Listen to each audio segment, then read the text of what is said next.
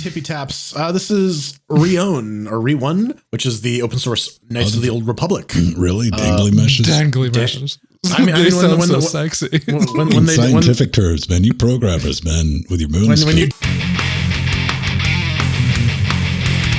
And welcome back to another Linux Gamecast Weekly. The show covers the latest Linux gaming news, reviews, how-tos, and most importantly, whatever the hell else we come up with. I'm Vince Stone here at LGC Actual, switching the bits, doing the Nightmare Fuel in our little penguin-powered studio. Joined every week with a man up north. That is one Jordan Svang. He's all boxed in this afternoon. And thumping, pounding, headache Mateus, trying to OD on whatever he's taking.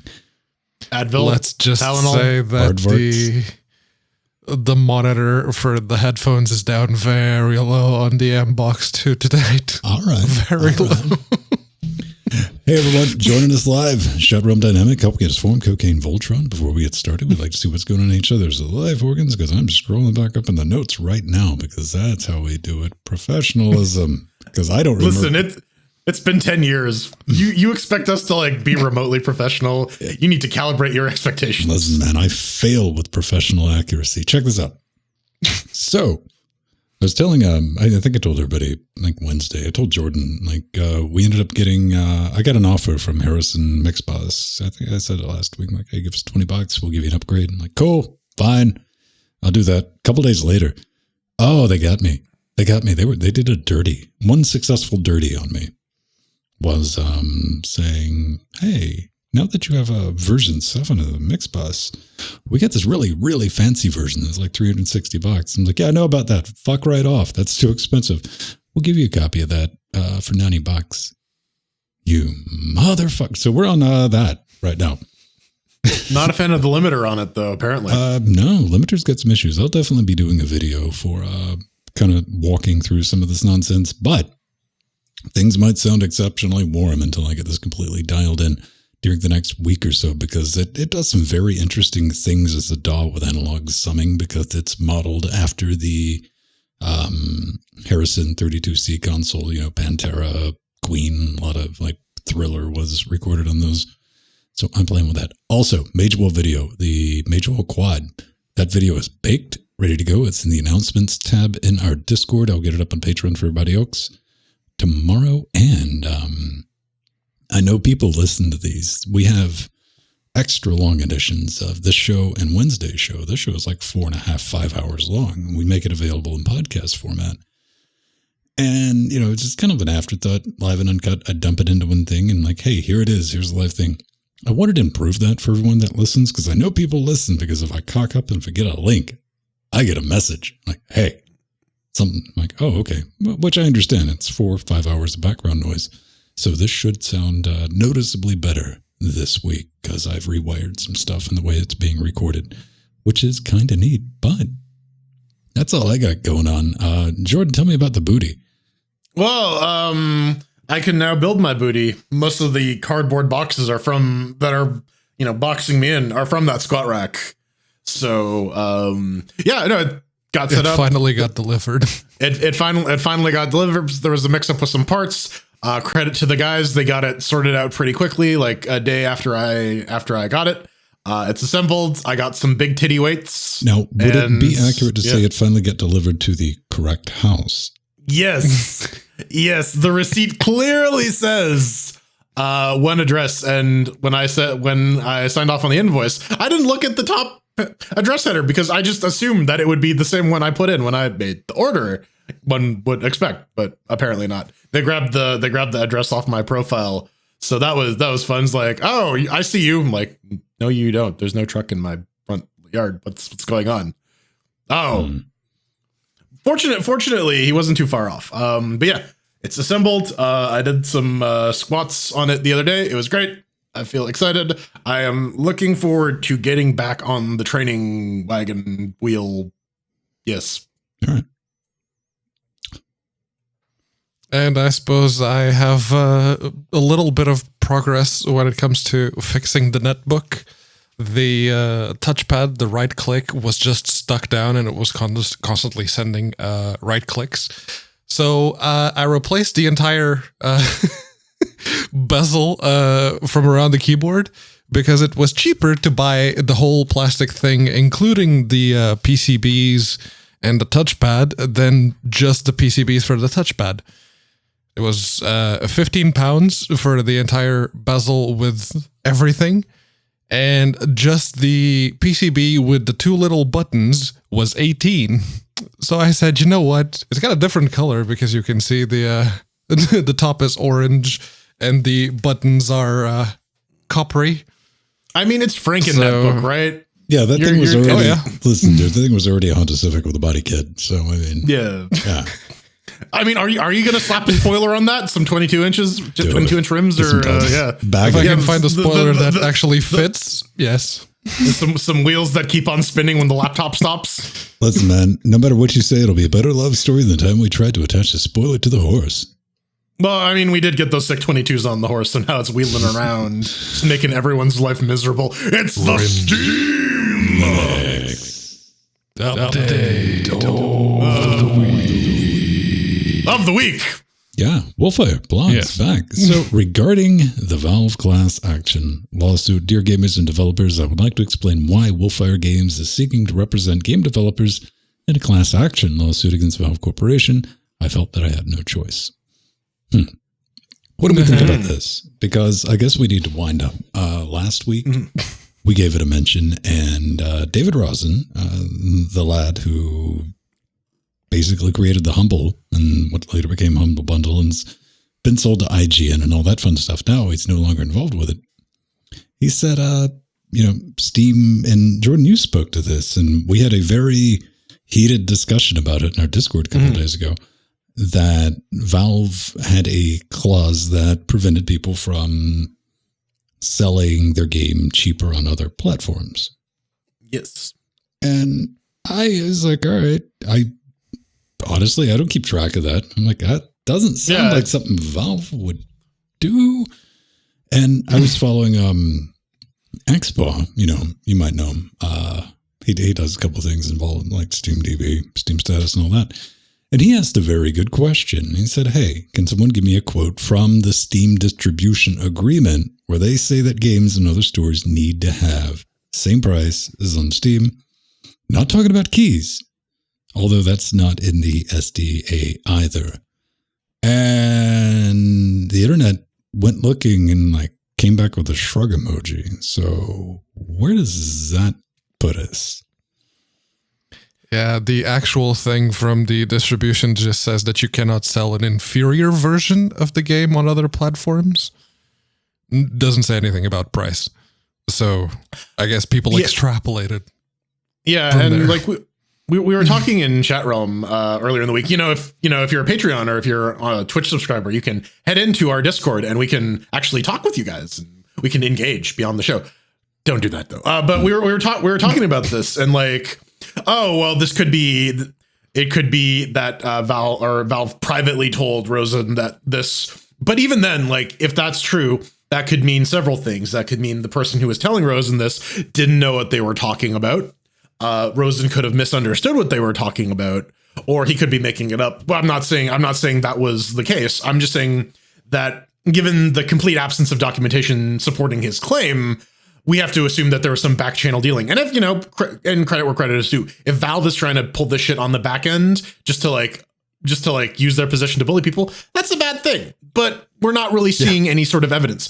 Maybe if we saw more companies start coming forward and saying, yes, Valve has privately told us these things, there might be some water to this argument. And maybe over the course of this class action suit, people will come forward. I think, but at this point, lack of evidence. 100% agree with you on that. This is a setback, wait and see. And I fully endorse but then again, I guess the argument could be made of people being worried about retaliation. But then again, I don't see the chilling effect. I don't see it being sustainable to come to each individual developer and hey, off the books, we got this deal that is not legally enforceable or bindable in any way, shape, form, or fashion. Now, what I could see Steam doing, because I had to think about this, because we got to admit that doesn't fit something that you would expect Valve to do. Doesn't. And that just doesn't seem, now they very well could. I'm not saying Valve's a great company by any stretch, but I could see them, because you got to keep in mind, maybe this was going down when Rosen was humble. You know, his online store was humblebundle.com.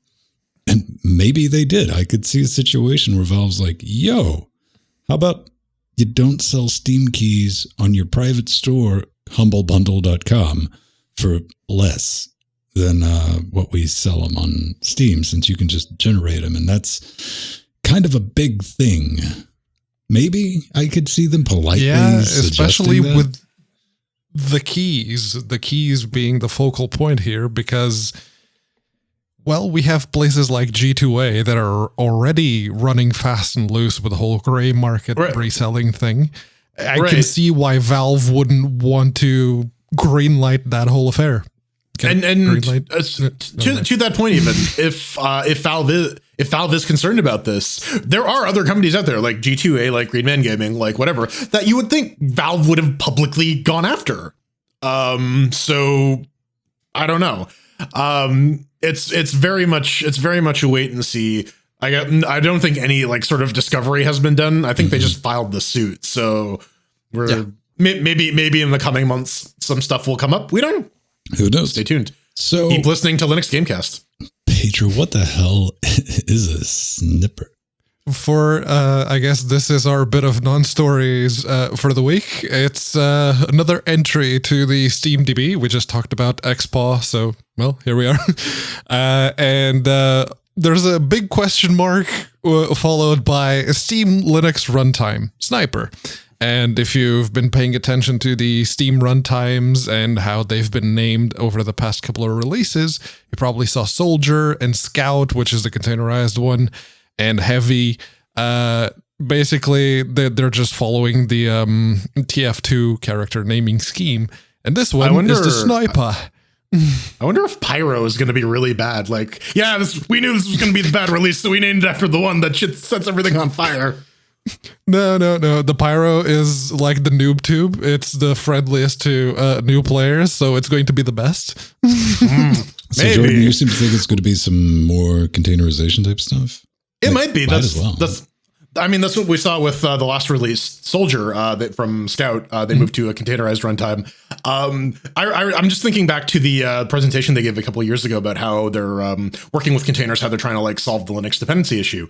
And one of the things they flagged was that working with the graphics drivers in containers is very, very difficult. Oftentimes they need to actually ship their own version of the driver just so that there is like something exposed. So I'm curious to see if maybe they have some solution here. That would be kind of nice.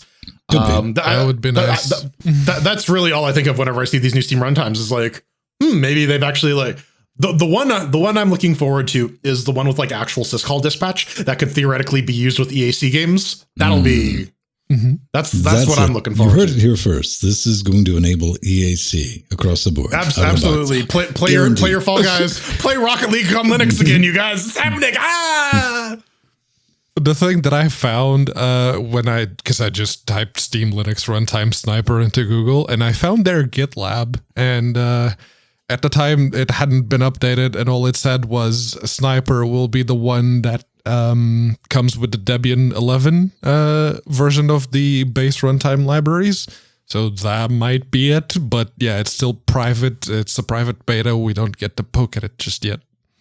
Yeah, version bump is probably the non-sexy, very real answer. Yeah, that's probably going to end up being it. But hey, we can dream. Let's talk about the long ago, man. Flashback. The Year of Our Lord 2009. There was a group of people that decided to organize a boycott around Left 4 Dead 2. And that was because Valve had originally promised a lot of continued support for the first Left 4 Dead. Then instead of doing that, they just announced Left 4 Dead 2, which was a completely new game sold for the exact same price. And of course, things went on, and eventually it got enough traction, and a lot of people actually joined the selectivism movement that it generated. And the creators of the movement petition thing got invited by Valve to go to their office and play Left 4 Dead 2. And when they came back, they said, Well, as it turns out, Left 4 Dead 2 is kind of nice, so we're kind of backing away from this thing. And they got called sellouts, and they got called all manner of names and death threats and all that, as usual, because this is the internet. When you look at it, they were right. Yes. And when you look at it in hindsight, the original Left 4 Dead was developed in part by Turtle Rock Studios, the people behind Evolve, that game that didn't do terribly well, but and with Turtle Rock, I guess they didn't want to just, create hats for Team Fortress 2. So they went on to do their own thing, and Valve was left with a project that they had very little to do with outside of the engine. And so they went, okay, we're just going to make a new game so that we can actually support it properly. So... And I mean, time has shown that was probably the right call, because I don't think you'll. This is not a controversial statement. Left 4 Dead 2 is better in every conceivable way than Left 4 Dead 1. Better, yeah. And all the old maps from Left 4 Dead 1 are in Left 4 Dead 2. So between all of that, Left 4 Dead 2 is ultimately the better experience. Plus, it actually runs on Linux. I remember this boycott though. I remember people were super, super salty, and me having heard of Left 4 Dead 1, but had never bought it, was like, oh, this is interesting. And then I played 2. I'm like, this is pretty great. I don't know what these people are talking about. I don't know. I genuinely never have played Left 4 Dead 1. So this was just interesting. I threw it in there. I was like, oh, that happened? I was wholly unaware of it. I knew a lot of people. Yeah, no, it was a big thing. If you were following any kind of gaming news around Steam in 2009, this was huge. I was thinking about it along the lines of, I remember when Left 4 Dead 2 first came to Linux, and there was a very brief of, hey, why not Left 4 Dead 1? Why aren't we getting that? And like, but all the levels are in Left 4 Dead 2. But hey, I want you to do a thing. All right. That's the thing. We got a couple of game updates this week as well, starting with Greedy Car Thieves. That's right, man. You might know it as Geneshift, but I think that's just their, early access name that they're keeping it under. But a couple of things in this. They've only changed names, twice already? Twice. We got new HUDs, skills, manas, and all this fun stuff. But zombies can no longer use guns in the red zone. Finally. Damn it. This game there goes my dreams of being an armed zombie in the red zone. It's gone places, man. It's still in early access 9 years later. One of the few left, lads. One of the few left. Yeah, they got rid of mana bars. They're replacing it with cooldowns, and I mean, I guess they're still tweaking the gameplay. Like they got infinite boosts. The bonus lives work differently, where now if you have a bonus life and you die, you just keep going on. It's like an extra health bar. And non-replenishable ammunition with some extra damage at the end of the clip. So, I mean, that could be a good shakeup, but yeah, it's been in early access for way too long. I think pre-early access, like it was in development before early access got announced, and then it made it on. We were covering this before Steam came to Linux. Yes. Yeah, something like that, right? I think it's supposed to be a Cybertruck. That, you know what? This game has been in development long enough that it was there for the birth of the Cybertruck. There is a demo if you want to go play around with it. It's $8.99 and it's got online multiplayer. I don't know why we've never necessarily fucked with it. Maybe we should. I think we tried. Yeah. I think I remember us trying at one point. A couple of years back, we're like, yeah, like that would have been a decade ago. So like maybe things have changed in 10 years. Oh no, man! I do know there's been some changes to RetroArch. Yeah, version 1.9.2 is out. It's on Steam as well, and they seem to have moved the changelog over to Steam as well, just because you can get it on it. I'm gonna stop saying Steam. But anti-competitive changelogs. Very, very much so. But hey, now you can play your Game Boy Advance games on your PSP again. So Pedro must be thrilled. Vita. I never had one of them. Well, you collect old crappy hardware that's unsupported, so you're gonna have one. You're gonna have one eventually. Mark my words. Yeah, they added the ability to stack multiple filters. So if your ROM collection is super huge, or you have like every version of Final Fantasy, you need to filter it down. You can track it down, and also, you might think you're hot shit with your 140 hertz display, but do you have a 50 hertz display? If you do, RetroArch has your back. You non-scrubs. Really? Yeah. The thing I noticed was the screensavers. They have screensavers. Finally, no. You can set up screensavers if you're just idle at the front end. It just starts the screensaver. But that got me thinking: is this so you can get rid of Emulation Station? So it's just RetroArch, and you don't need Emulation Station to provide the operating system GUI thing. Real question coming at this: what the hell's an Emulation Station? That's usually what I call a Raspberry Pi with RetroArch installed. I don't know if there's like an actual product named that way. The front end for RetroArch is Emulation Station. Let's see if it'll probably take a while to boot, but yeah. I'll take the What really pisses me off about that case is when you turn it on and it doesn't go bling, just like the old Game you Boy can used to make do. it bling. You Then can why make it haven't bling. I you- just put the PlayStation boot up thing on it. So Shame. But yeah, no, this is Emulation Station that you, if you're looking at the video version, Glare. this is yeah, it's a ring light. Yeah, it's J.J. Abrams. Okay. there. So hopefully that answered the question. I don't know, but I really want to watch It's like the I said, 2009 it's the Star front Trek now. end for the RetroArch thing. Okay, we got that All together. right. So it turns out the developer Project Heartbeat survived. Yeah, Alex is still alive, you guys. He disappeared for a little bit. But, he's back. He's got an update for Project Heartbeat. There's a new song. He's improved the VRAM usage, and there's better support for a bunch of file types that I needed to look up because they're like, oh, what was the what did he call it? They're like for other anime music games, PPD and DSC. And I'm like, what the fuck are these things? I Google what is a PPD file and what is a DSC file, and yeah, it's just more anime bullshit. But apparently they have their own file formats. They're supported in Project Heartbeat though, so good on you, Alex.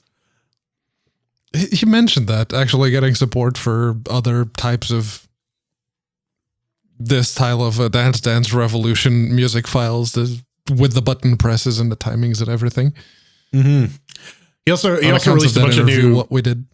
Yeah, he also released a bunch of new assets for the level editor because a lot of the gameplay of Project Heartbeat is user driven. We got to look at this, man. I mean, just to give you a perspective about with a rhythm game, you get something like Beat Saber's like, you did a good job. Heartbeat's like, here's a fucking bit by bit graph of your progress, motherfucker.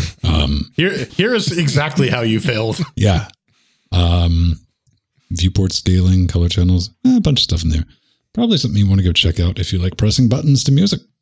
It's one of the few games on Steam actively developed under Linux, so it's got to deserve a plug. Yeah, fair enough. Griftlands. This is a card game. I honestly don't care about it, but I thought one of you two might. You're like, hey, you've activated my trap card. Yes, I do. Yeah, no, I saw it's like, oh, Griftlands. Okay, let's click through to the store page, and I start reading. Griftlands is a deck building. Okay, you have my interest.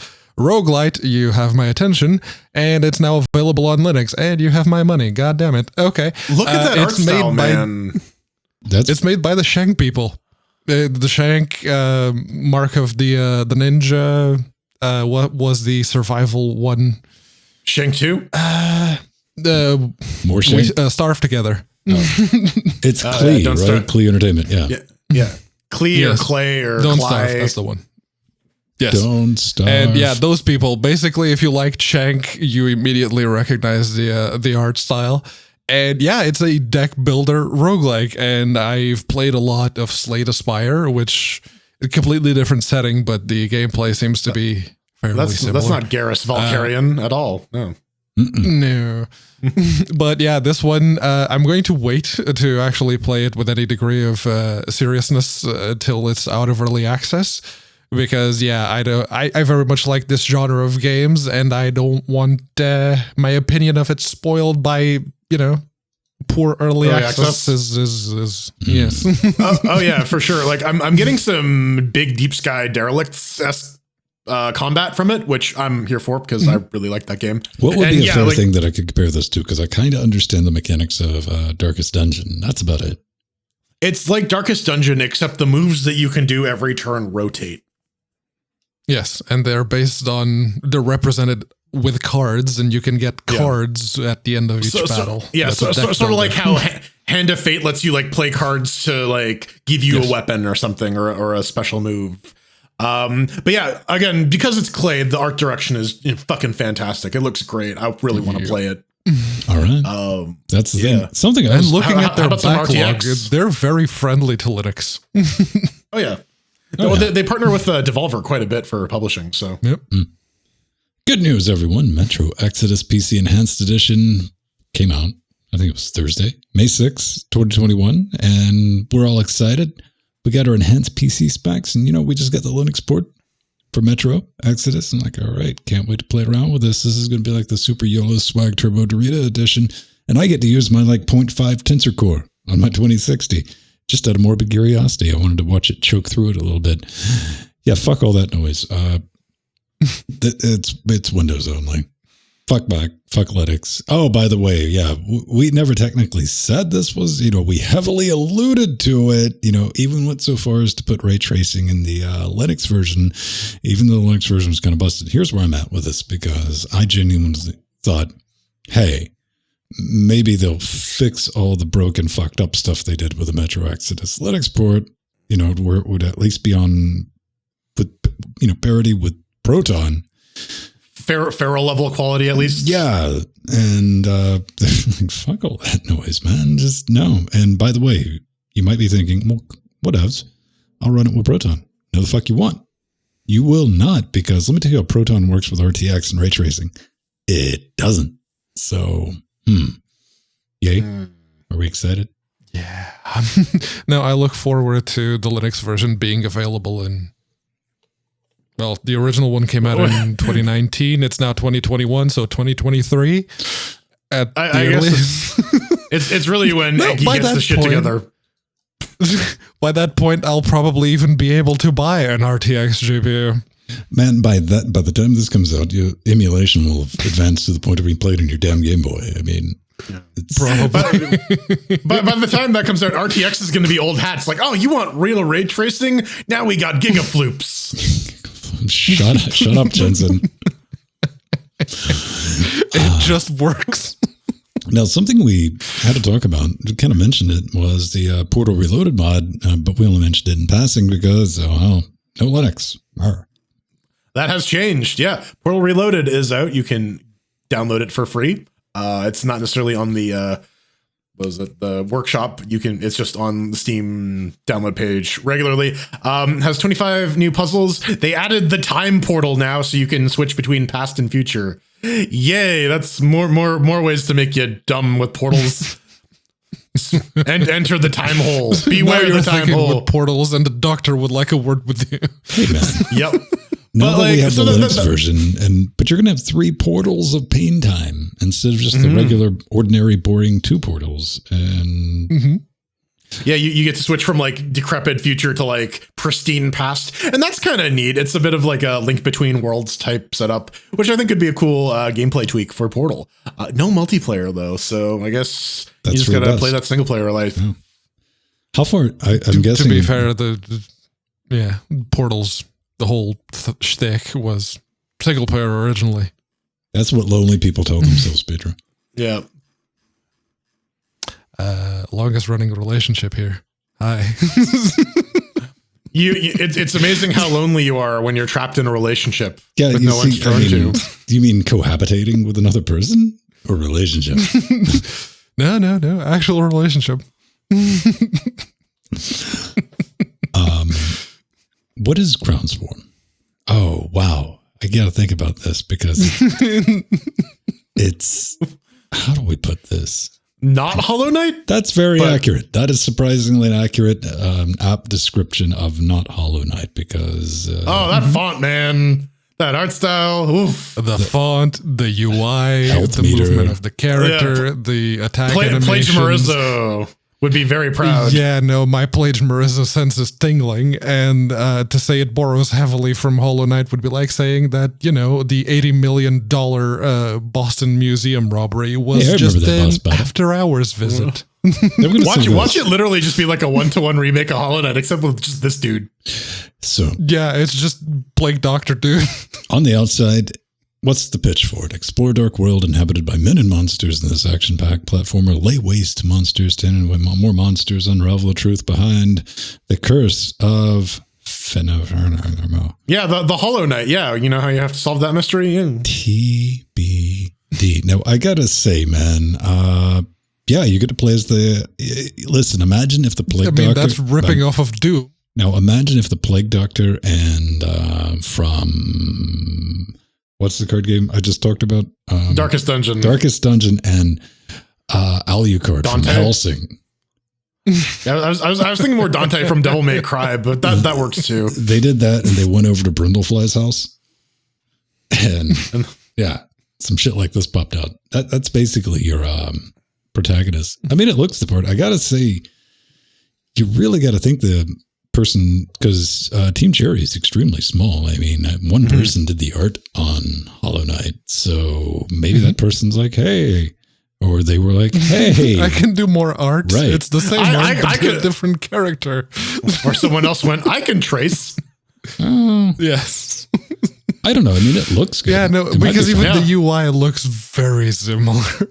Oh, yeah, it looks very good. But how much of that is because Hollow Knight looks so good and they're just kind of aping that, right? Well, here's the whole thing. This is why I generally think it. We got to dig into it. If you know anything, send us an email with our contact page form thing.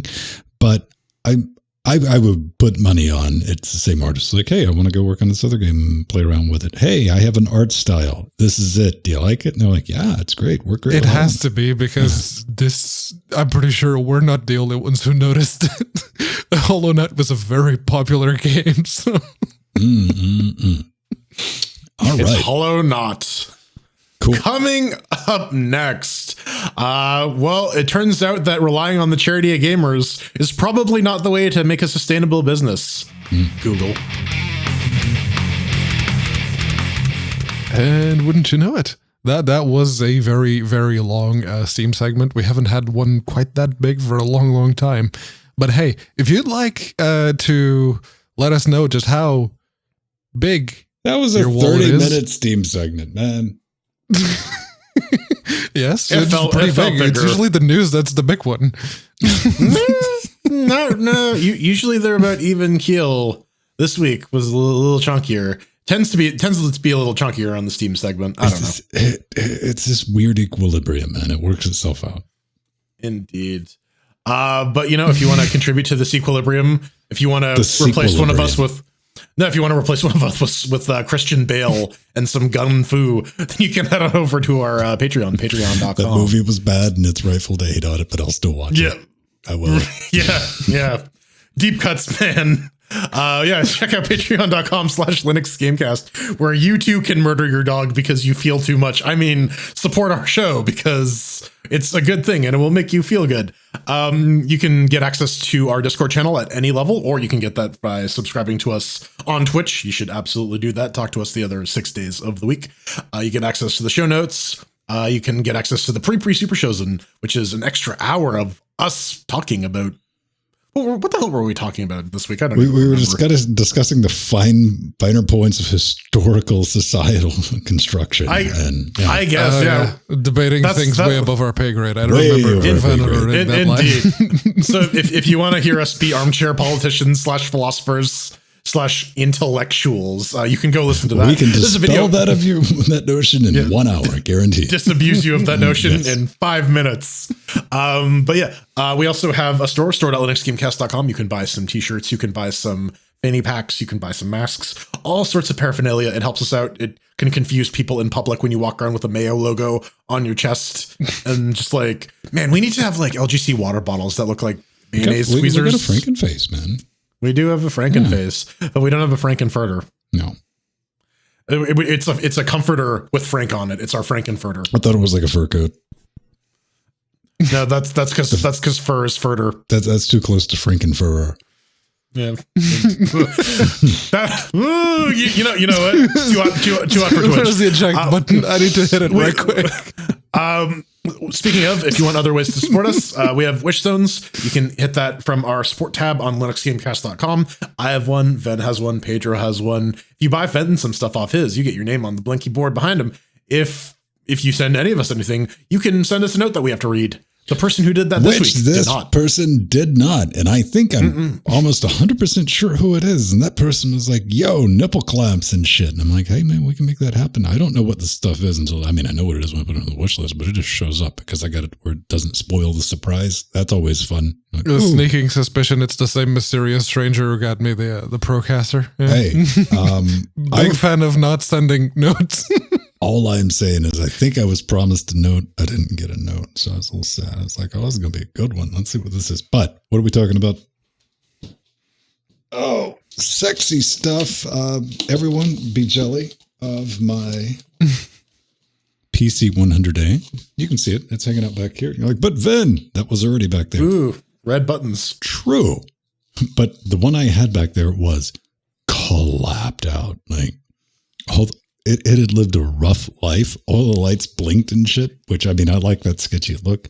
But one of the downsides was the plugs on the back. This is just like, you remember the old monitor boxes that you put your CRT on top of and you cut things in? Right. Yeah, this is a rack version of that for just keeping things organized. But the old one would hilariously, things would just fall out of the plugs because it had been used so much.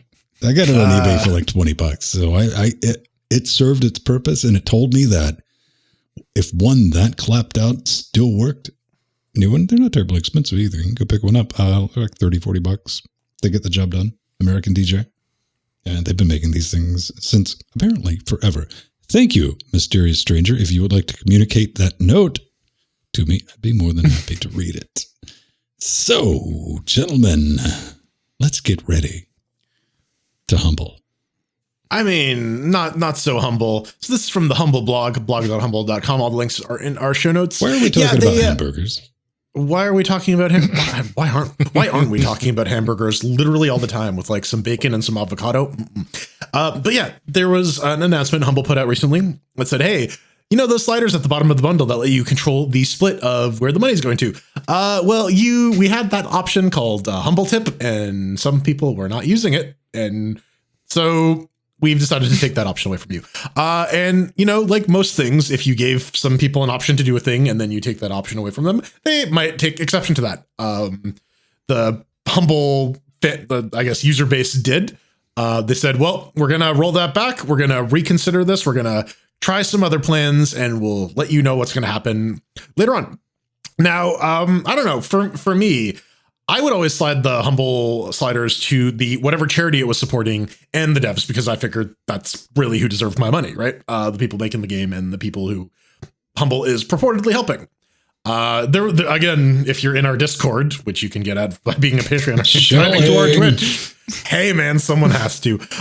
You may have heard the sort of heated discussion between myself and Pedro and Strider regarding why this is or is not. I was having a lot of fun on Wednesday with that one. Yeah, I was very bored, so okay. I participated. Right. Just to talk about that, I walked by a tablet when that was going down, and I legitimately Abe Simpson that shit. I was like, nope. Just homer into the bushes.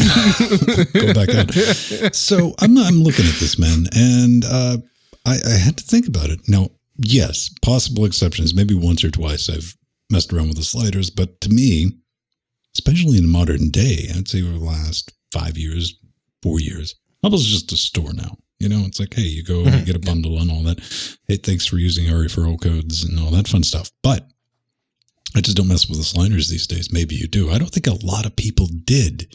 I'm guessing most people didn't. And most people accept the defaults. I would also throw in the fact that, Humble has the data to back that up. But it's 2021, and you know what? Internet, going to internet. And so we had that Screech Fest. And they rolled it back. So they're going to reevaluate it, which means internet, tuck yourself out. And then we're just going to do this anyway. All right. I think this is very much what Jordan said. If you don't want people to screech when you remove something, don't give it to them in the first place. Because this is purely what this was. Hey, Pedro, do you got a time machine?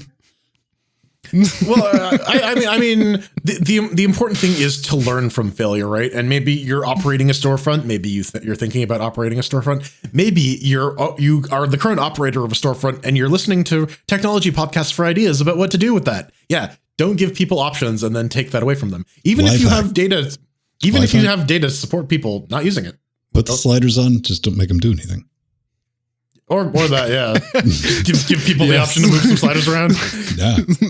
just leave a little footnote. They do say that. That's what these it's are going to just be. Sliders. Yeah, the new one's just going to say, have at fuckos, and it's going to have like 30 sliders. Yeah, just have fun. Yeah, but I mean, you're right. It's a very vocal minority. Most people stick with the defaults because that's what most people do when they look through any sort of interface. Now, don't get me wrong. Like the few times I have, it's been a developer or whatnot. I'm like, oh man, awesome. Or a charity that happened to be taking place on that one. I'm like, yeah, get it all charity. And I pick out the developers. Okay. Oh, you don't have a Linux version of your game? 0. You don't have a Linux version of your game? 0. Oh, you put out a bundle without any Linux versions of your thing? Okay, 0. So, and I look at it like this. I tried to get upset about this, but at the end of the day, Humble, to the best of my knowledge, is the only game store that I know of that even if they go with the big evil draconian plan, the charities are still going to get 15%. I'm like, yeah. Grr. Yeah. Stupid I mean, charities. I can see them like trying to hide behind it, but that's neither here nor there. It's like, oh, we donate to charity. That absolves us of any bad thing we do. But because there are a lot of people who do try to pull that shit, but that's not what they're doing. I don't know. We'll see what the actual end result is. Yeah, we had some thoughts, like maybe setting like a minimum cap. Like you can change the humble tip a little bit, but like not much. Good news, everyone. Stadia still exist as 6 additional staff leave Stadia to join Haven Studios. That's right. None of the news keeps getting like, oh no. I just can't imagine, like, at any point, if anyone ever took a job working with Stadia for any other reason than that's going to be a decent paycheck. Hey, I'm going to work at Google and do some cool stuff. I think that was the beginning, middle, and end of that entire thought process, because I don't think anybody took the job thinking for a second that, yeah, Google will kill it before it's fleshed out, and, prematurely and nuke it, and that'll just be a thing. And all the work we did, but scattered to the wind. Such is the way with Google. But yeah, 6 more staff have jumped over to Haven Studios, which this follows. You might remember, like 6 months ago, the VP of Stadia noped out, and then like a month after that, she started Haven Studios. Yeah. Like, hey, we want something that's going to be around for a little while. This might be a good idea, whatever. But then after that, very shortly after that, Google's like, hey, yeah, who needs internal studios to develop for our own product? That's silly. We're going to leave it to the third-party developers. Hang on a minute. What? We need to lock the Stardew developer out of his account real quick. LOL. Also true story. Terraria, not Stardew Valley. Okay, argue the difference. One has more violence. One is 2D platformer, the other one is isometric. One decidedly has more murder than the other. That's the difference. That's 2 differences. Hang on. But yeah, like I don't know. I can see maybe a developer going onto the Stadia project being like, hey, this is a cool technical problem. This is a fun way to flex my chops. But yeah, I don't. No one really has any hopes of longevity for any sort of Google project that isn't search. Yeah, and most Google projects tend to die without much drama right up until the point that, the big G in the cloud pulls the plug. Mm-hmm. Then it gets all the drama. Oh, Google killed another thing. Yeah. Stadia will At this point, I think they'll have their own movie or mini series in about a decade about all of the drama that's been happening I around don't it. even know if there's so much drama. I mean, Stadia still does not have features that were announced when it was the pre-announcement video they were showing off. Yeah. I like the dream they were selling, and it's just it has never came to fruition, which is kind of sad. There isn't the wiring in place for that dream to actually be realistic, and I think that was the problem. Like, yeah, you got great performance on Stadia if you were the only one playing, because odds are you were the only one playing on Stadia. And you say that while NVIDIA's like, yeah, it's a cool story, bro. Who else wants some more GeForce now? Yeah, all right, here you go. Yeah, our shit works, by the way. NVIDIA's going to developers, why are you being such an ass about this? People already own the game. Come on. Speaking of games, on a game show. Speaking of things games. that will never come to fruition, yes. This actually comes from the forums for Star Citizen, and well, question for the graphics or engine team: what is the current number of CPU cores / threads used by Star Citizen SQ2? Blah, blah, blah. And then, like top comment says, Vulcan. Star Citizen on Linux platform possible, and there's a couple of people, and then you get one of the gold responders that says it's on our list. Chris Bolt is pushing for it the whole time. Once we have Vulkan, we will do a Linux build one day. Vague. Oh, one day, much like the game itself will be out one day. Well, Okay. so I looked into who Christopher Bolt was. Apparently, he is like an experienced game engine programmer who apparently has some good chops. So I hope he doesn't leave the company until the Linux port is done in 2027. That's exactly what you're going to be dealing with, man, because having the Linux build rely on the Linux guy at the studio who likes to fuck around with Linux rarely, if ever, ends well. Hi, Frozen Bite. Also, y'all motherfuckers with like maybe get bent $350 million in crowdfunding, and you got a guy that might think about doing this shit that you're like, hey, we're going to do this. Yeah, once Vulcan is done, you guys. Yeah, Vulcan's done, baby. The whole... Not done. We still got to polish it a little bit with like our spit and like black shoe polish. The whole Star Citizen concept, I really like the idea of that in the game that, you know, was originally promised. I very much want that. But I've been around long enough to see those kinds of promises be made, and then seeing the actual end result, Carmageddon, that shit's just not gonna fly. Oh, it's going to fly because they're going to be angry. Then they're going to download the game and play it on their Windows box because that's all they had in the first place. But they wanted to get in on the hate. I think the other monkey wrench here is that the Star Citizen Ask was already like hyper ambitious when they pitched it. Like, what was it, 5 years ago now or some shit? And people backed it. Well, and yeah, people backed the dream, and I think that's what this is, a beautiful dream. I don't know. It's 350. It's a better love story than the Smash Z. Okay. That's true. At least they are producing There's something. already two x86 consoles that play Steam games out before the Smash Z actually comes out. Don't worry, man. This is a name I've not heard in a long time. Yeah, Speed Dreams. It is, if you look at the pictures, you might think, wait, isn't that Torx? Based on Torx, yes, but still actively developed. That seems to be the big difference here. And this post on Reddit was not created by the developers, just a couple of people who are heavily interested, yes. It is, yeah, they basically want everyone with the chops to help, to actually come and help anyone who might have any interest on the game. Just, yeah, go and provide them with your development programming or anything else that you can think of. How do provide you them with people your use chops. new Reddit? This is such trash. It's pretty bad. It's horrible. Old.reddit.com, basically. Yeah. I understand that's a controversial hot take. Sorry. Yeah. Oh man. So what's interesting to me about this project? Apparently they're using SuperTuxKart's net code, which is kind of cool. It's nice that like something that an open source project did is like, hey, we can reuse it for our racing game. Although apparently it still runs like poop under the over the public internet. So they need some devs to help sort that out. They also need some OpenScene Graph people to help port their engine over to it because they're using a much older engine. OpenScene Graph has like, the Open Morrowind people contributing to it. So there's a little bit more development attention being paid to this 3D engine than some of the other open source alternatives out.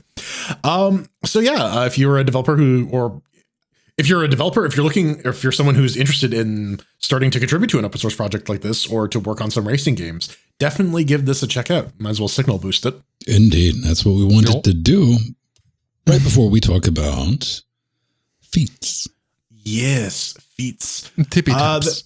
Tippy taps. This is Re1, which is the open source Knights of the Old Republic. Really? Danglymeshes? Danglymeshes. They sound so sexy. Fucking scientific terms, man. You programmers, man, with your moon. When you dangle. Danglymeshes.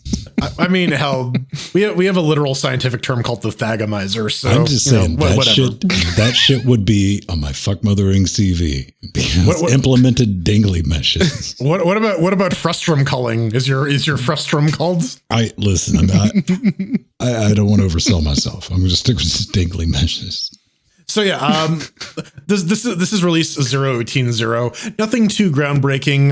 The footstep sounds are there, like Ven was alluding to. Fog, J.J. Abrams effect. They also added a tool for the lip sync files, so now you can convert them into a more user-friendly JSON formats and back and forth. So hopefully some of the cinematics will start being able to not be Gojira. Progress is ongoing. Hopefully this will get playable soon because I would love to go back to KOTOR 1 and not have to play then Wine or wait for the Aspire remake to come out for Mac only. That's what I was going to bring up. Aspire is working on a remake, so we still need to see whether or not that turns into anything interesting. And you may remember this project because this was the one that when we first covered it, my first reaction was, why aren't you contributing this to Zorios?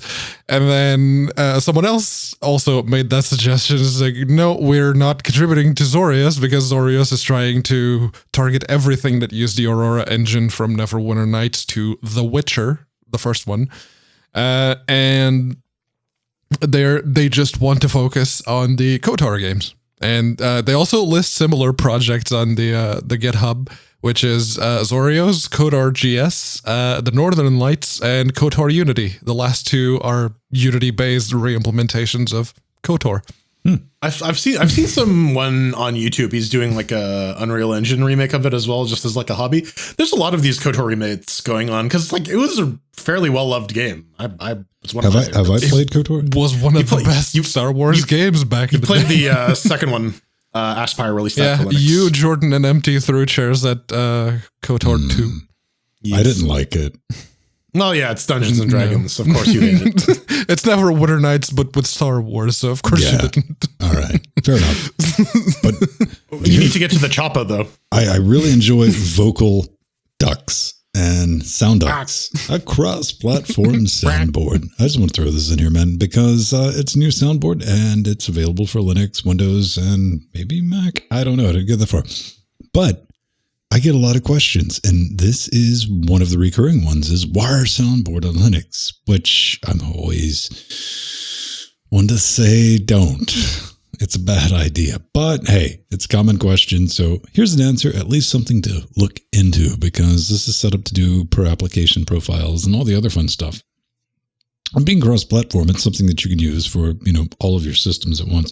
It's not an issue, but it does use Pulse audio, which, you know what? It uses Pulse, so it's probably easy enough for an Arch user to get figured out. I'm going to say good on them. Now, doesn't require much to get it up and running. I can't really play with now. It's available in the Snap Store and as a flat hub, so you don't really have to worry about compiling. Yeah, the Flatpak you just click to install and it installs. But I did build it on 2004 and it builds. So Yeah, I tried. I compiled it on Fedora 32 as well, and it took no time at all. I don't, guys, stop using Git submodules. I hate having that extra step of like, have like a proper dependency chain. You Come guys, on, submodules are fine. OBS project. But yeah, it does work. I tried it out very, very briefly, and now I can get to the choppa. The only thing Yep. I'd like to see added, unsolicited feedback. Here it comes. There's already an issue request with somebody asking, feature request, I should say, no support for MIDI CC. So I'm trying to use anything like any of my control surfaces, or like I wanted to set it up. Well, with anything with a button, that's not going to be keyboard and mouse. I'm going to need MIDI CC. Also, on top of that, Pulse audio, I'm not going to mess with. Jack audio support would be nice on Linux, but hey, it'll work great in like a little amateur, like amateur is the wrong word, bad inflection. Somebody who just wants to fuck around, let's say, hey, let's just have a thing that makes a funny sound when I click on it. User friendly. That's what not user friendly, because I can make really fucking, I'm talking about like back end shit to make it usable for like production. You can have user friendly production stuff. Yeah, no, this is for the memes, for people to be on calls and just hit a button. Yeah, for forgetting to the chopper. Yeah. Balls of steel. Balls. Coming up next, Christmas. Yeah. Coming up next, it's Christmas. Christmas Ball Z. Shug scent.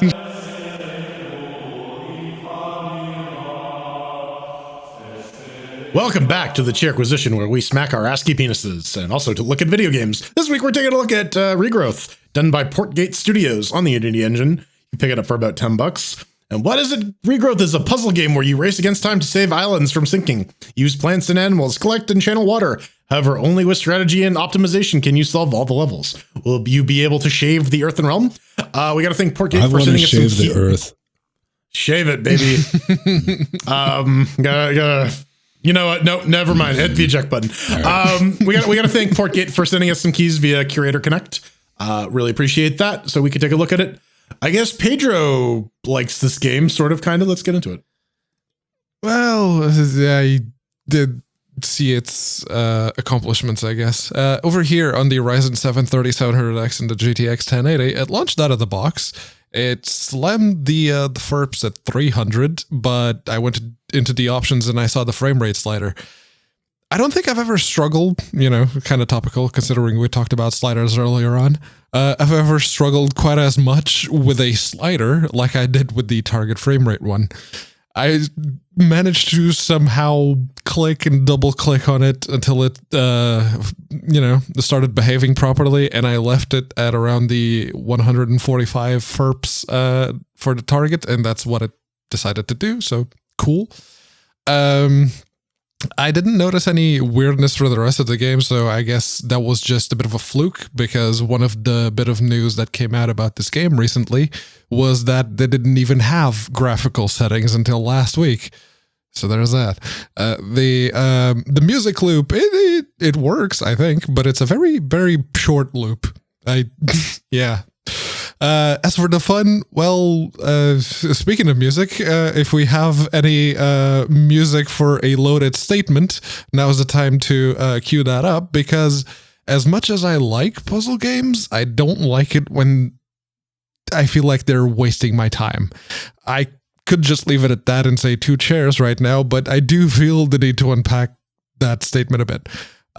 Games like these, which are they are timed and time dependent, because the timing is very much a thing here. You need an option to let me fail quickly, and Regrowth does not. It's also not obvious what the solution is at all. It is a puzzle game, so yeah. So trial and error is rather inevitable. But every trial and error, or success for that matter, either happens in real time or you just give up halfway through and start over in this game.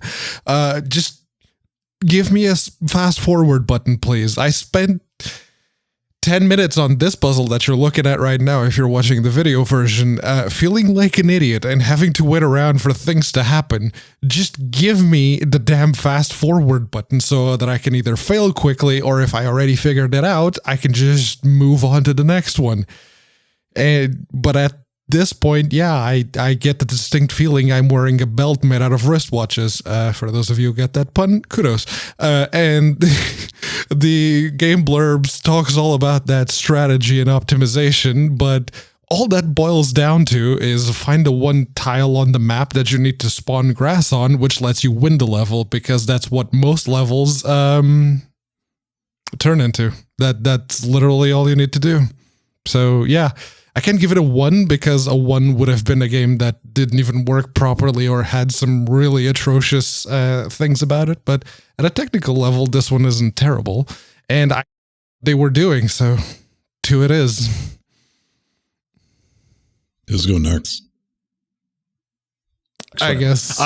Yeah, so on Fedora 32, 64-bit, because I really need to upgrade this box with the R9 3900X and the GTX 1080 Ti. Yeah, it launches out of the box. Very simple graphics, barely present soundtrack. I had it cranked up and I didn't really hear much. Control-wise, yeah, you got to click. You can D-pad if you are so inclined, but I chose to mouse things over. Very technically, very simple. Doesn't need to be complex. Because yeah, fun-wise, puzzle games can do a lot with a little, oftentimes.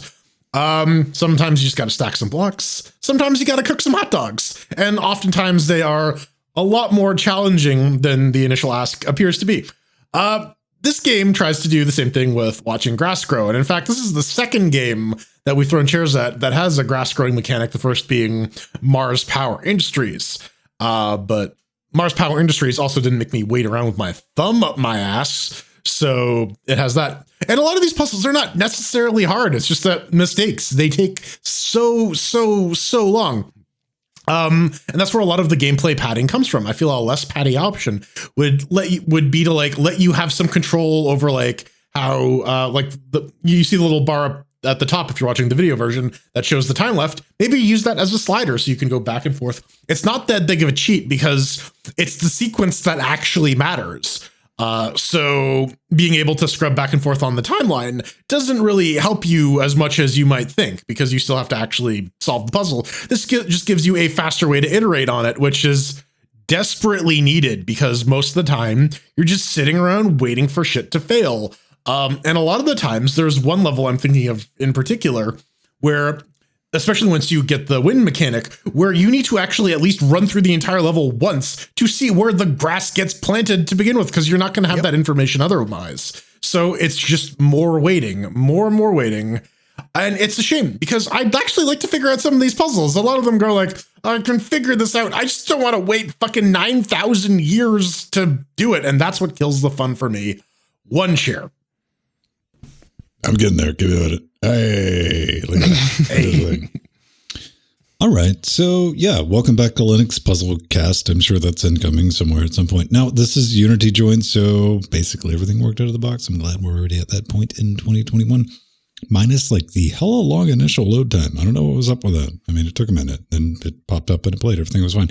I didn't test it with a controller, but keyboard gerbil combo worked as expected. But let's talk about what it is. Is it fun? No, sir. I didn't like it. Now, I don't hate it. Hate's a strong word.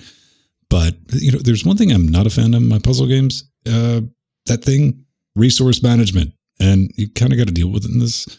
Regrowth leans a little on the hard side with it. Now, you grow a plant, fill a bucket, wait, scramble, lace some pipe, giggity, and basically you're done. Fail to do that in time, and shit turns to sand. Also, I saw a lot of sand, but hey, it's the second game in a row that forces you to battle snails at some point. We got a running theme so far this month. Now, later on, you do have to deal with bees, but I didn't make it that far. I ended up getting about 45 minutes into the game itself, and yeah, kind of bored with it. But hey, I put another 15 in, just round out that 60 minutes, and nothing really hooked me at any point. Because for me, there's a difference between when a game hits me with, oh, it's going to be like that? All right. Versus, look, more shit I have to juggle. The difference is small, but for me, that's the deciding factor on whether or not I'm coming back to play your game. Did I mention I'm not a fan of resource management? Mm-hmm. Now, at the end of the day, it is a mellow little game, sporting solid graphics. It looks good. It's got the little soundtrack to it. And, well, when I'm talking about just like the soundtrack, that soundtrack gives melatonin a run for its money. I'm going to put it like that. But I got to agree with Jordan. Maybe, gentlemen, we've just played really good puzzle games in the past couple of months. Yes, we've been spoiled. Yeah. This one's not necessarily bad, but it's definitely got issues. Yeah, I mean, when you compare it to something like Mars Power Industries or like Steven's Sausage Roll, other games that have like very simple asks, like this game comes up short. Even what was the one with like the soundtrack that was on sale that was just the beeps and boops? Like even for $1, that game, right? Grid. Hack Grid. Yeah, hack the grid, right? Like for $1, that gives you a fun challenge. That I don't know. It at least has like some sort of reward. It has some engagement. This game at $10 doesn't really have all of that. I think it is that engagement. This feels like I'm doing something because, that first 20, 30 minutes, I got to give it to anything because you don't know what's going to take place in that initial salvo from a game. What was the Tetris clone? Not Tetris clone, but the thing that made you think it was a Tetris clone. Tricky Towers? Yeah. Aloof. No, Aloof. Yes. Aloof. Yeah. Looking at that, the first 5-10 minutes, I'm like, Pedro, what the fuck, man? Why did you get us a Tetris clone to review? This is going to be simple. Then it's like that. All right, motherfucker. Things just, never happened with this game. It was like, oh, look, there's more shit I got to deal with. Okay, I'm moving. No, and it really does not respect your time. It just doesn't, because for a game that is so tied to the timing, and you are timed, you can see the big timer at the top of the screen there. Can I ask you a question? Why are you not respecting people's time? I see, like, the timer thing. It's got a drag button on it. Yeah, like, why not make that a slider, right? Can you not slide it? Yeah. No, you can't slide it. Oh, why is that there? It's just an indicator to see where you are and when the event's going to happen. Okay, we're going to need a Game Shark, and we can make it slide. Yeah. There's one where, like, no matter where you put it, it just goes, like, way past the island. You're like, oh, you're just wasting again, this game wastes your time, and that is, like, the most inexcusable sin.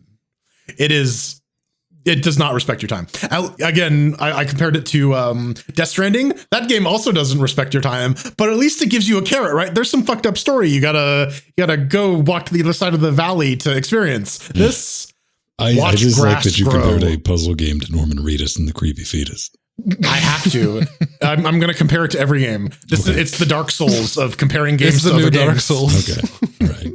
All right, coming up next, we got some hate mail. We learned about Unreal Tournament 99 and its active player base. That was a show. I mean, it was about on par with the other shows. And was it more entertaining than watching grass grow? Hey, that's the real question. That's not a very high bar. I think we at least got that. Absolutely. But if you happen to disagree, or you can, elucidate us on why you think that watching grass grow is a much more tolerable experience than listening to us, you can do that. You can cast.com. Although if you actually think that, you're probably not watching at this point, but I'm getting sidetracked. LinuxGamecast.com, you hit the contact button and you fill out the form. Make sure LGC Weekly is the show that you're sending your hate mail to. Otherwise, we may be inclined to misinterpret it as some constructive criticism, feedback, or relationship advice. Yeah. If you ask us to review your game and you put in the wrong category, I'm going to give you some very, very strange instructions on how to court that game of yours. Won't even slow them down a bit. So we got two little bits. The sourcing comes from Halim on, this actually came from YouTube, but ask a question, because I'm like, hey, this is how you get UT99 up and running on a modern system. It's wicked easy. It's super simple. It's like, hey, how do I get Steam to download UT in the first place? Steam Play. Oh, and this is going to be layers. It simply says available in Windows. I can't download the files anyway. When I tell it to use the experimental Proton compatibility layer, But when doing that and following your steps, nothing happens. When I try launching the bin, advice? Did you forget to copy the files? Do anyone want to attempt to unpack that? I mean, maybe he didn't set the executable bit on the binary. Well, okay. And so when you double click on that, nothing happens. Back to Exhibit A. He can't download it, and somehow has clearly he can. He just doesn't know that by clicking the install button with Proton, it also downloads the files. I'm guessing he didn't go to the folder that the files were downloaded to and copied the relevant ones to the Unreal. Maybe he didn't right click on properties and say, force this tool to use a specific version of Steam Play, and then picked a version. Well, he wouldn't be playing it through Steam anyway, because the video was showing you how to use the updated stuff. So do you think you did that and through Steam, then downloaded the folder, then just ran the executable thinking that there was like some crosstalk magic going on between them? It's possible, yeah. Yep. Okay, here's my pro tip. Next time, when you do this, watch the entire video.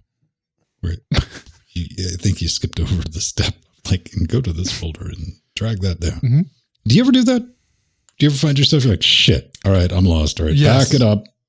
Yeah, it's happened a couple of times. It's like, why isn't this working? Oh, I skipped like 3 steps. Never mind. Kubernetes documentation is a little bad for that, because that thing you're looking for is a hyperlink to another document explaining what the thing actually is. That's where it gets you, where it's like, oh yeah, if you read through the entire thing, you would have seen the link and you would have clicked on it when you went, oh, I don't know what this is. But because you're trying to skip to the good bits. I don't know. I run into that most commonly with YouTube videos simply because, hey, what's up? Here's how's my day. I immediately skipped to like the 2-minute because there's a better chance of actually getting to where. In between his description of breakfast and lunch is the actual step that you missed. Rambling. Oh, what's the worst instructional YouTube video? For me, it's the desktop with a following around every time he clicks. Then it's opening Notepad and you hear tap, tap, tap, tap, tap, tap, tap, typing to talk. Yeah. I hit those occasionally. The worst one I've seen was on how to use traceroute to hack into the government, but okay. Was it like what? Download hack traceroute.exe? I have to. No, this was done from Windows, by the way. That's what I'm saying. Is like, here, just download this sketchy ass program from Mega, and I mean, it's great in that it's hilarious, but it's bad in terms of actually being an informative instructional video. Which leads me to the obvious question: why were you watching that? Because I was bored in class. Oh, okay. I thought maybe you were Googling. This was yesterday. How do I? No, this would have been. Oh fuck, man! Before we met, so 13 years ago. Jesus fucking Christ! Oh no, I'm turning into what's this fuck from Raiders? My face is melting. All right. So sometimes it's important to ask: are we whaling yet? Yeah, this is from it's also important to respect punctuation. Yeah, so Sarvasana says, Wayland is supposed to be stable in Ubuntu distro. Is switching to Wayland now worth it?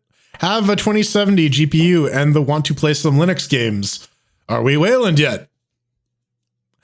So, I mean, yes. You're 100% go. I would be inclined to say yes, but no. I mean, we're still expecting the NVIDIA drivers that's supposed to have all the Wayland stuff sorted out yet. They said summer, right? They did. I have the distinct impression that those drivers might actually exist and have been tested, but they've not been publicly released. And maybe I just don't know what the fuck the holdup is, other than somebody at NVIDIA going, our solution was better. I don't want to release them yet. I mean, maybe theoretically, I'm just saying. Theoretically, I wonder. I hope they're doing is extra due diligence, and they're like, okay, well, let's actually run these drivers through the ringer and have some closed beta users that have signed an NDA to give us actual feedback or something. but know. I don't know. It might just be they're waiting for the hash limited GPUs to fully become available before. Maybe they're just too busy rolling in their piles of money, man. I mean, that's the too. thing. NVIDIA is big enough to have a hardware division and a software division, unlike AMD. They're like, oh, you're worried about using? Yeah, we're making computer chips now. All right. Yeah. I mean, Pedro, to your point, AMD only has the hardware division at this point. Yes. Yeah. I don't know. Interesting. But yeah, moral of the story: if you're on AMD, I mean, go fuck around with Wayland. A lot of work still left to be done on it, but that's going to get sorted out. AMD and Intel Wayland actually works as intended. Yes, but if you have an AMD card, you can actually do Play 3D games. acceleration. Yes. Yeah. Yes. I mean, there's that. On NVIDIA, now hold off. It's going to be a minute. Even when that launches, that's going to be a whole different can of chainsaws, which I'm looking forward to because, we keep holding off NVIDIA. A lot of stuff's getting fixed right now. A lot of projects that are going, wait a minute. Why? Because last time, a couple of years back, like, hey, let's do a Wayland push, and everyone went back using X. It's not going away this time. Thanks, Canonical. Hi. Here's the answer. Always. Always. I don't know. Always. All right. On that bombshell, if you want to get in touch with us, yeah. Or just me. How about me? I'll get in touch back. I'll be like, touch. It'll be terrifying. At Vin Stone on Twitter, or just at Vin on mast.linuxgamecast.com. We have a YouTube channel. We get the library Odyssey thing. I don't know what it's there. It like clones the YouTube stuff. And if you want to watch that, or just use contact form, and I'll get back, or say hi in Discord. Use the @ button. @ button. Yes. Is there an @ button? You have an @ key. button now. Okay. Right. You need to share because some of us don't. Okay. I'm Jordan Svung. I am fully Wayland compliant. You can find me on your screen at The Burning Fool on Twitter or twitch.tv/burningfool. And I am Pedro Mateos. You can usually find me a bit more lively on Twitter at @accounted4 or in Discord. Where can I find you, Good Deadly? luck, actually. It's actually tough to find me on Discord because there's an upside down T. And good luck with that. Laughs at atomic ass. All right. Oh yeah, good luck adding him on mobile. It's just like, no. Can't even Only render works the with font broccoli. properly. Only broccoli. There is no cauliflower, only broccoli. No, it's all that one wild mustard root. Well, we got to thank our spicy patrons, our advisors Omegas, and our Theron, our latest one. We forgot to plug that him. We got to thank our executive producers, alias Barb Brampt, Scott Michaud, Mr. Foxdog, Atomic Ass, Mike G, Empty Drummer, and the Holy Toast, and our lone little Nikki fan, still kicking it strong like the Blizz himself, Keeping it down, Darkwing. man. The Ozman always comes forward with his message. Now we got sea monsters like Jack B, Renault, Farid, and Tuda, Justin, Frostclaw, KY, Linux Cast. How about them death notes? Yes. Nova, Basil, Chad, Romeo, Marson, System T, Craig, Renee, Leonardo, DeCresney, Kim, Smashley, Chris, Stephen, Jill, and Benjamin constitute the death notes. Hey, Zeno, And all Midas of Time, you lovely, Early. lovely chairlings. Lutras, With the Monica. special mentions to -9 and Monica for being the latest chairlings. Thank you so very much. All right, beautiful people. Simcha. Yes, words. We'll see you next week. Bye-bye.